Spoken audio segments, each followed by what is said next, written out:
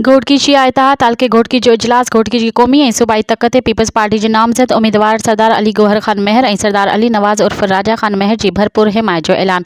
शिया इतिहाद घोटकी जो इजलास तालके सदर मोहम्मद याकूब चन्ना जी सदारत हेठि थियो, जंहिंमें अली नवाज़ मंगी, डॉक्टर मोहम्मद नवाज़ सुमरो, सैयद अज़हर अली शाह बुखारी, ख़ावंद हुसैन महर, मोहम्मद अफजल शेख, मंजूर हुसैन ऐवान, ग़ुलाम फरीद समो, बरकत अली,